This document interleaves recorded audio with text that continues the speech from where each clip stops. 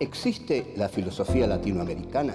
Un pensamiento periférico es un pensamiento situado. Europa se arroja sobre América Latina la herencia de los pueblos originarios, los proyectos de nación, el porqué de este pensamiento. El rechazo al colonialismo, la unión latinoamericana, la lucha de clases en Argentina, países subalternos, marginados, que no han participado de la centralidad de la historia. América Latina, filosofía y colonialismo. Encuentro 4. Simón Bolívar y la Unión Latinoamericana. 1. El Libertador. 2. La interpretación de Karl Marx. 3. La Carta de Jamaica. 4. El encuentro en Guayaquil.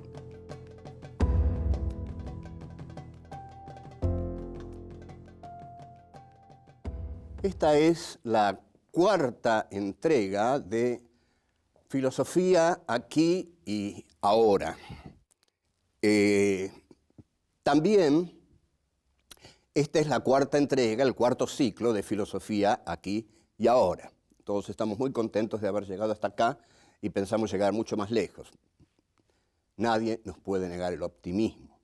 Esta cuarta entrega, este cuarto capítulo de Filosofía aquí y ahora, que se llama, no el cuarto capítulo, sino la Filosofía aquí ahora 4, se llama América Latina, Filosofía y Colonialismo. Esta cuarta entrega está dedicada a Simón Bolívar, una figura muy conocida, demasiado conocida, y como todas las figuras demasiado conocidas, demasiado desconocido también. Demasiado desconocido por las tantas interpretaciones que se han hecho sobre él. En realidad, las interpretaciones siempre caen vertiginosamente sobre los personajes famosos, hasta que finalmente ya no se sabe cuál elegir. A Bolívar, lo que nadie le niega es su condición de libertador de América Latina del poder hegemónico monárquico español, junto a José de San Martín, y yo diría también junto al mariscal Antonio José de Sucre. Simón Bolívar nace en 1783 y muere en 1830. No es una vida muy dilatada, pero es una vida, por supuesto, llena de acontecimientos. Es muy interesante notar que Bolívar muere cuando Juan Manuel de Rosas llega al poder en la Argentina, llega a su primer gobierno. Juan Manuel de Rosas, una figura sobre la que en algún momento nos vamos a detener. ¿Cuál fue el gran proyecto por el que se conoce a Bolívar? A Bolívar se lo conoce por un gran proyecto. Es decir, uno dice Bolívar e inmediatamente resuenan cosas como la unidad latinoamericana, la unidad de América Latina, el continente que forma una sola, un solo bloque frente a todos los otros bloques que puedan enfrentarlo, y también las teorías opuestas, si es que realmente Bolívar estaba detrás de eso y qué viabilidad tenía ese proyecto de la América Latina autónoma y unida, que luego es retomado por otros. El que fundamentalmente lo retoma en el siglo XIX es el llamado Quijote de los Andes, que es el caudillo catamarqueño Felipe Varela. Felipe Varela hablaba muchísimo de la unidad latinoamericana, junto con el caudillo sanjuanino Juan Sá, y junto también con el mariscal Francisco Solano López y las montoneras del interior mediterráneo. Ahora bien, algunos sospechan un poco de Bolívar. Bolívar era, digamos, totalmente bueno, generoso, abierto, deseaba lo mejor para América Latina, o ese altísimo perfil que siempre cultivó, altísimo, el más alto perfil de todos los guerreros de América Latina, mucho más alto que el de San Martín, infinitamente más alto que el de Sucre. Ese perfil tan alto habla de una gran ambición. Esa gran ambición habla de elementos autoritarios en su carácter. Si hay elementos autoritarios en el carácter y en la formación de Bolívar, entonces sus proyectos políticos de una América Latina unida implicaban que esa América Latina se uniera bajo una dictadura bolivariana. Bueno, esto no lo vamos a poder responder porque nada de esto se realizó. Ni la dictadura bolivariana, ni América Latina sobre todo, se unió, ni se ha unido todavía, aunque en esa tarea está. Hay muchos trabajos sobre Bolívar, e incluso Bolívar es una bandera, ¿no? Bolívar es una bandera que puede ser tanto la bandera de la libertad, la bandera de la lucha contra el invasor extranjero, la bandera de la defensa de la tierra nacional que está bajo nuestros pies, la bandera del libertador bravío que conduce a los ejércitos para liberar estos territorios de los conquistadores colonialistas. Nosotros nos vamos a ocupar de Bolívar a través de un texto de Karl Marx que causa horror a los marxistas. Y creo que tienen razón en horrorizarse porque el texto es muy duro con Bolívar. En realidad no tienen razón en horrorizarse porque el texto es totalmente coherente de acuerdo a la visión que Marx tenía de los territorios que estaban fuera del centro del espíritu del occidente europeo. Así que vamos ya a ver qué decía Marx de Simón Bolívar.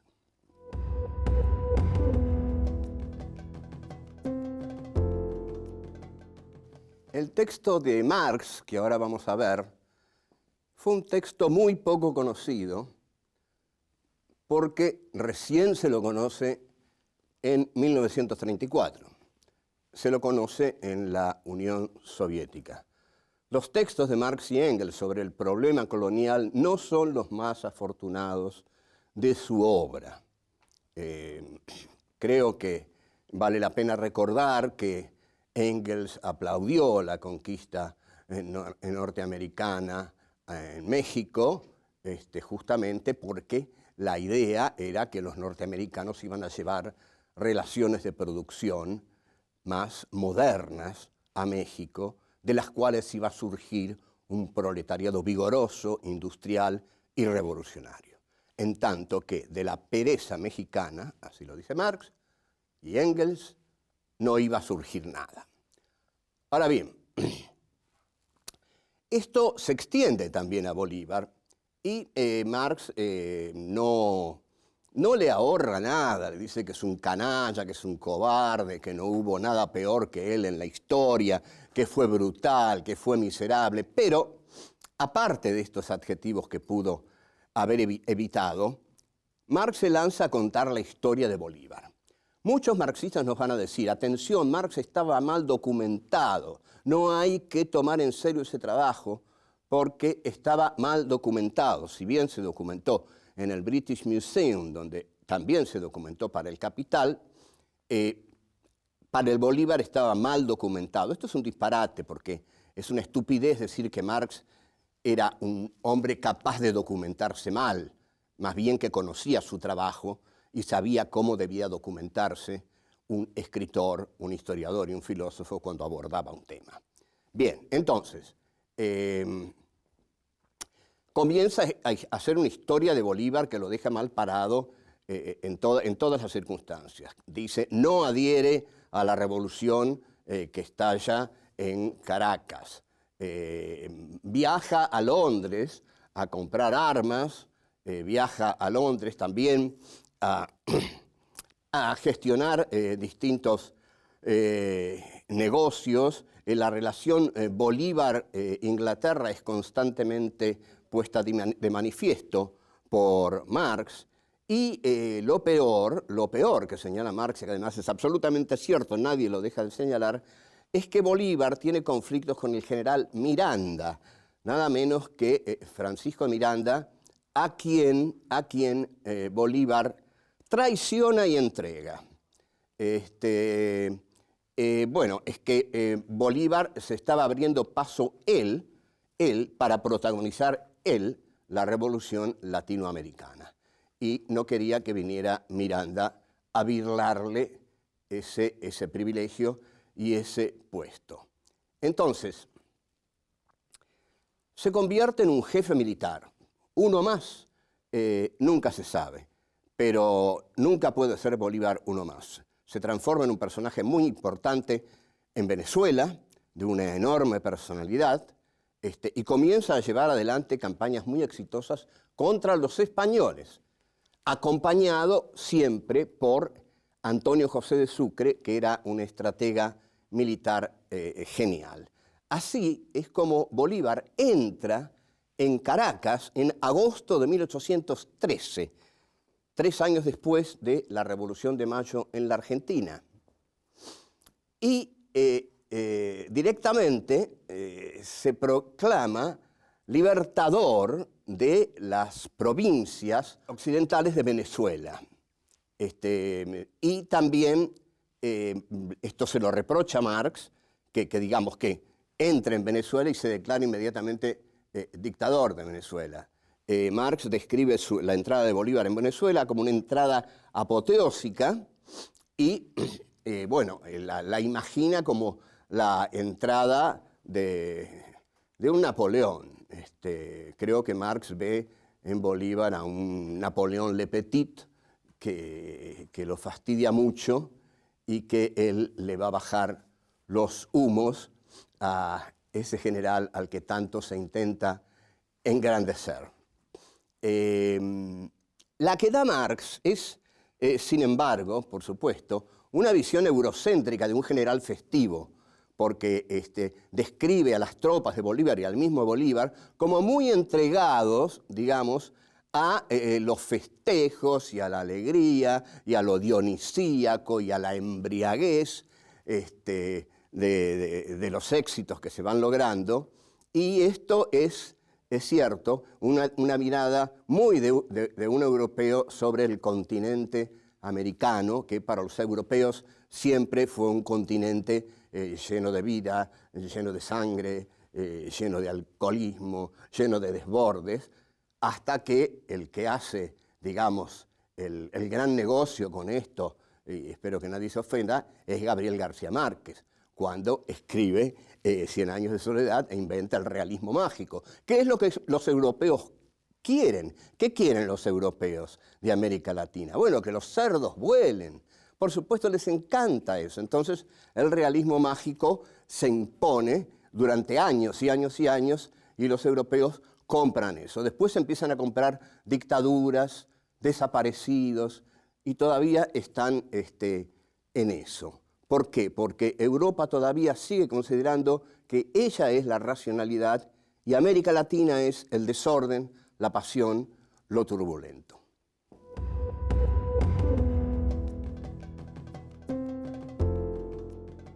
En 1815, Bolívar ya intenta darle un marco orgánico a esta idea que tiene de la unidad latinoamericana. Para eso redacta una carta de Jamaica, y esta carta de Jamaica es justamente la que debe dar los lineamientos para la unidad latinoamericana que, y esta es la gran sospecha de todos, y la certeza casi unívoca, que esa unidad latinoamericana Bolívar quiere que sea puesta a sus pies, o al menos que sea dirigida por él mismo como caudillo político y militar. Es decir, él asumiría un comando estratégico de la unidad latinoamericana. Ustedes observen a esta altura cómo las oligarquías criollas de todos los países de América Latina estarían mirando a Bolívar como una especie de loco que intentaba unir lo que no quería unirse de ninguna manera, porque cada una de las oligarquías de los países de América Latina quería hacer sus propios negocios luego de lograda la independencia. En este sentido, quizás lo que se puede decir del autoritarismo de Bolívar, o que Bolívar era un dictador que quería ponerse al frente de la unidad latinoamericana, sea un mal menor ante el de las oligarquías que querían balcanizar América Latina, desmigajar América Latina y negociar cada una con el imperio. Hay que pensar si un dictador tipo Bolívar uniendo América Latina podría haber funcionado. Yo creo que no, porque creo lo que no le gustaba a Inglaterra en el siglo XIX no caminaba. Sin embargo, todavía, en medio de estos planes, el poder español sigue vigente en América Latina y Bolívar, que nunca se llevó mal con Inglaterra, igual que Mariano Moreno. Nunca se llevó mal con Inglaterra Mariano Moreno, al contrario, en el plan de operaciones que se le atribuye, le piensa ceder a Inglaterra nada menos que la isla de Martín García. Y Bolívar incorpora a su ejército a una legión británica que Marx elogia muy malintencionadamente, porque ustedes observen, todas las acciones que hace Bolívar a partir de ese momento, Marx se las atribuye a esta legión extranjera, británica, que Bolívar incorpora a sus tropas. Todo es mérito de ellas. Bolívar, a su vez, en la puerta de su tienda, pareciera darle la razón a Marx, porque pone a 2 soldados ingleses para custodiarlo. Dime a quién pones para que cuide tu vida y te diré en quién confías, en la eficacia de quién confías. Pareciera que Bolívar nos está diciendo, yo confío mi vida a la eficacia de 2 soldados británicos antes que a la eficacia de 2 soldados latinoamericanos. Marx señala que Bolívar se convierte en presidente, libertador de Colombia y protector y dictador del Perú y padrino de Bolivia. O sea, son unos cuantos cargos, digamos, como para que los desempeñe una sola persona, pero Bolívar, sin duda alguna, se creía algo mucho más que una sola persona. Bolívar se creía Bolívar. Podríamos decir de Bolívar lo siguiente: Bolívar, antes de ser Bolívar, ya se creía Bolívar. Entonces, esta ambición y esta seguridad que tiene en sí mismo lo lleva a ponerse al frente de estos proyectos tan tremendamente ambiciosos. En 1824, finalmente, ocurre un hecho glorioso para América Latina, y es la batalla de Ayacucho, en la que colaboran muchos jefes del Ejército Libertador argentino, y que la gana Antonio José de Sucre, vence definitivamente al poder español en América Latina. Yo creo, sinceramente, que Sucre era superior, muy superior, como estratega militar a Bolívar. Lo que pasa es que era un hombre de muy bajo perfil, de gran humildad, y que simplemente quería cumplir con la tarea para la cual estaba capacitado. Es decir, derrotar a los españoles, porque sabía más que ellos acerca del arte de la guerra. Entonces, ahí es donde Sucre derrota a los españoles en 1824.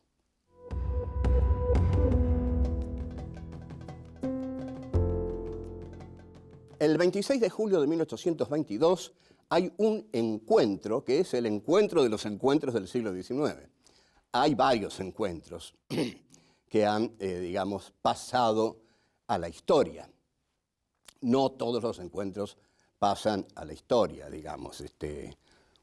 Yo me encontré con mucha gente y la verdad creo que ninguno pasó a la historia, pero si se encuentran Bolívar y San Martín en Guayaquil, bueno, Guayaquil ha pasado a ser como el misterio de la historia de América Latina. Se encuentran los dos gigantes y ¿qué es lo que ocurre? Bueno, ocurre lo siguiente, los dos gigantes eran muy distintos.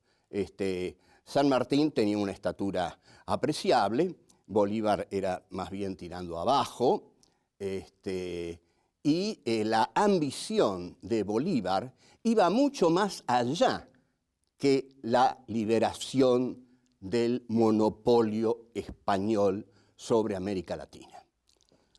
La de San Martín creo que no porque acá es el momento de conjeturar. Yo no estuve en la reunión de Guayaquil y ninguno estuvo, así que todos los que hablen no hacen más que conjeturar. Pero ¿qué es lo que pasa después de la reunión de Guayaquil? Lo que pasa después de la reunión de Guayaquil, que arbitrariamente le da el triunfo a Bolívar, es que San Martín se retira. En realidad, San Martín se retira porque da por terminada la batalla contra el conquistador colonialista español. Entonces, su tarea ha terminado y se va. Bolívar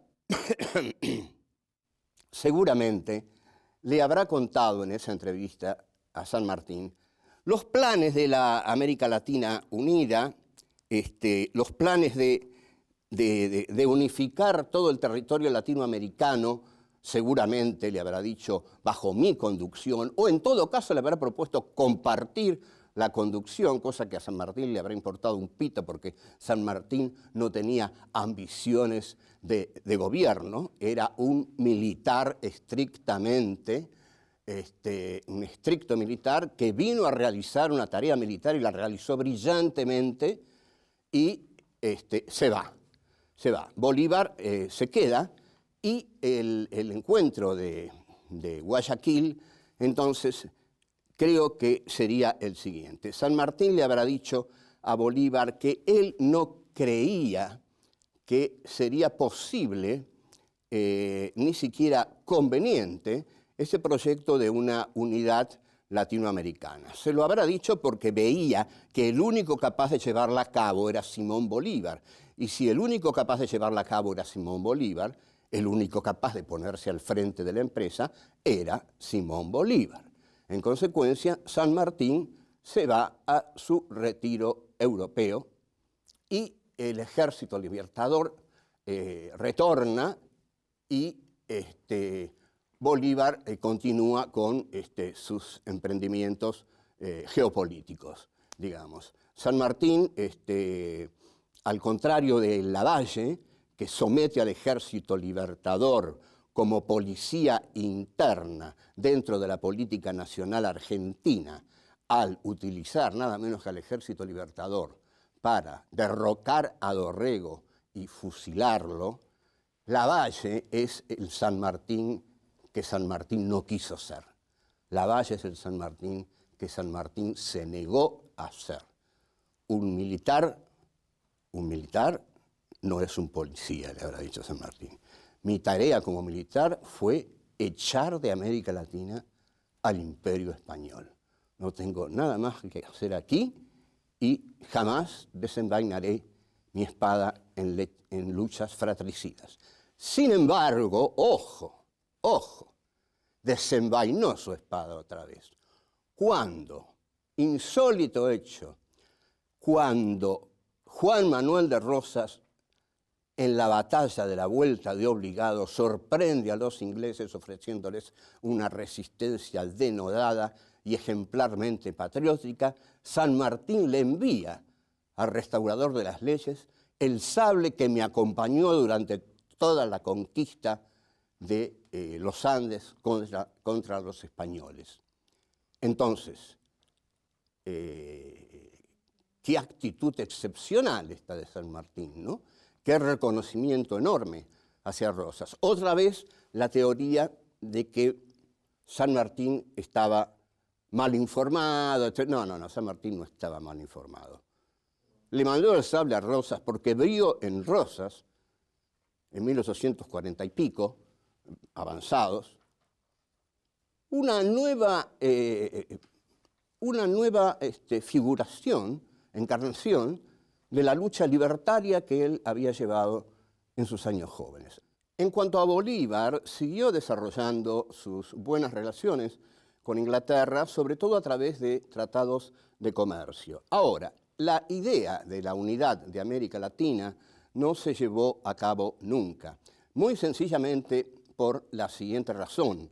Cuando hay un imperio tan poderoso como el Imperio Británico en el siglo XIX, no le conviene tener enfrente a un bloque de poder como hubiera sido una América Latina unida económica, social y políticamente, y bélicamente.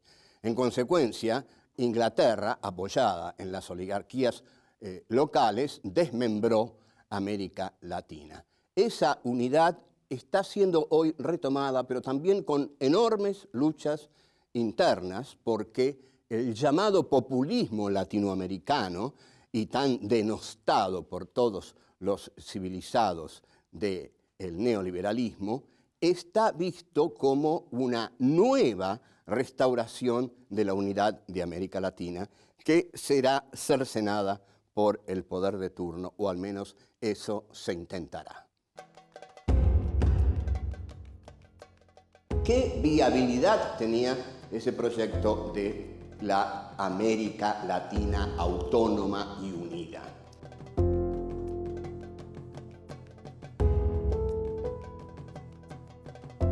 La ambición de Bolívar iba mucho más allá que la liberación del monopolio español sobre América Latina.